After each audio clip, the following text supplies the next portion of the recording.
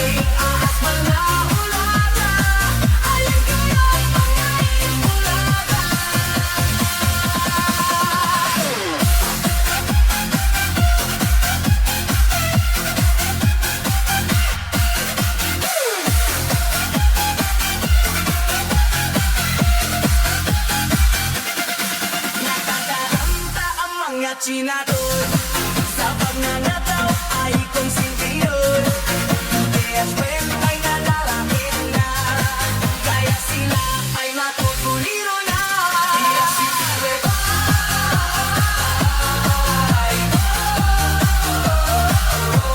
Iyak si Papa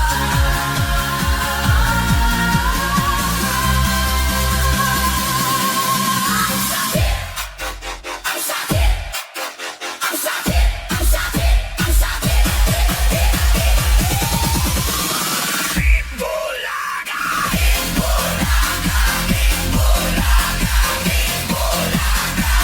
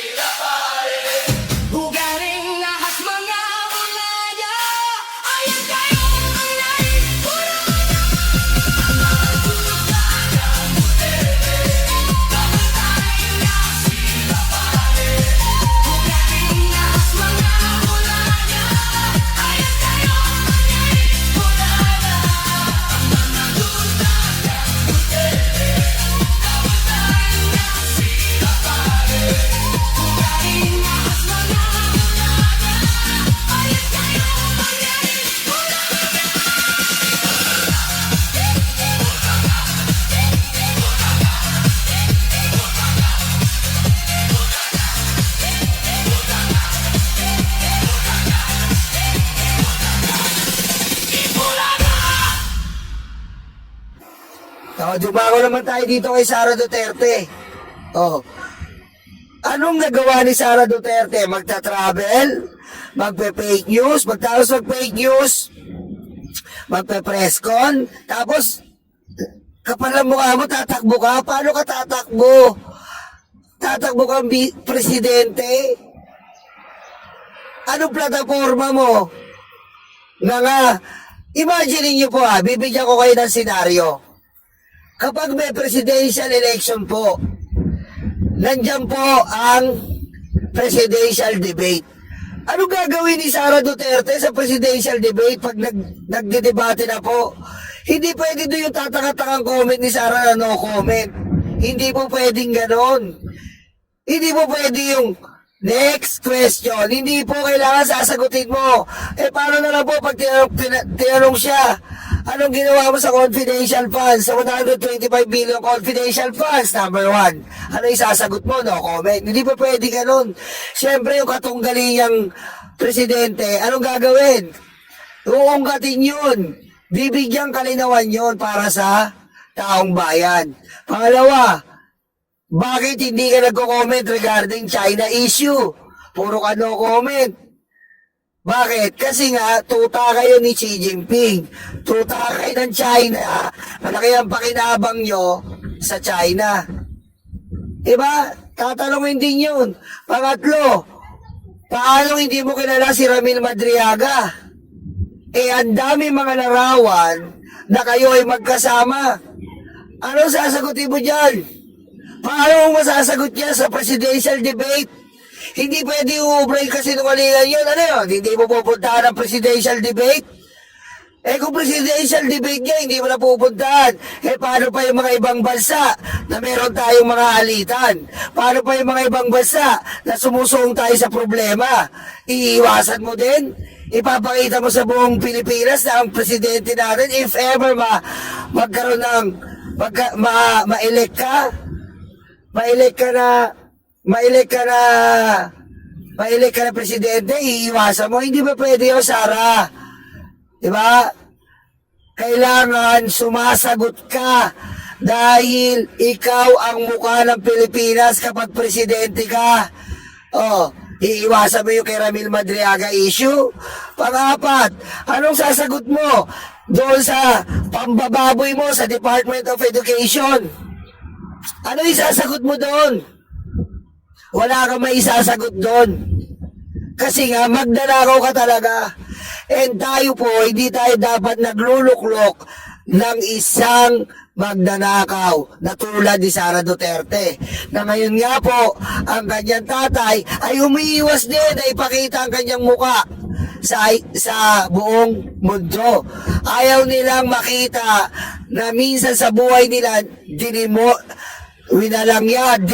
nila ang taong bayan. Ganyan po ang mga Duterte.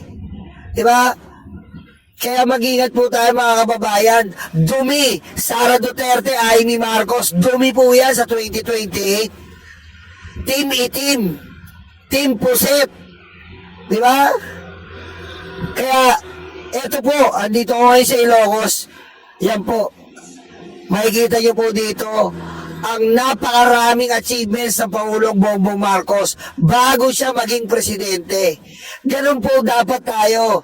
Bago tayo maghalal, magboto, magtalaga ng presidente.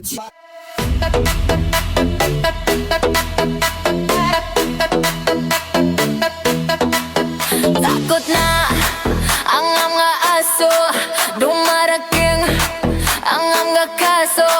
Sila ay sinusundo na, dadalhin sa tatay nila. Aray waranto, takbo na bato, takbo na bato, takbo na bato. Aray waranto, bakit na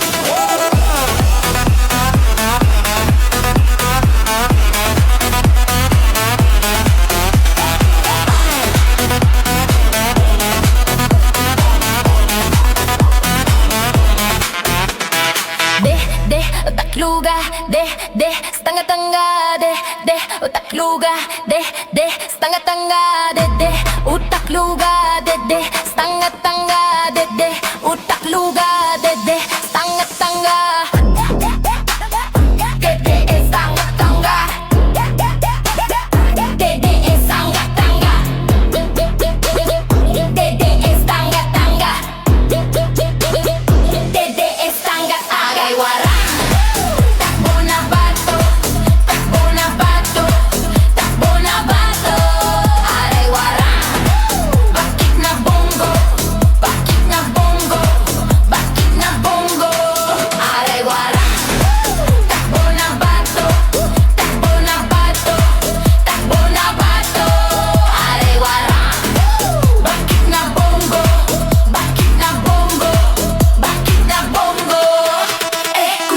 Betlog, tatay yung karton, kuduro yung betlog, tatay yung karton, kuduro yung betlog, tatay yung karton, kuduro yung betlog, tatay yung karton.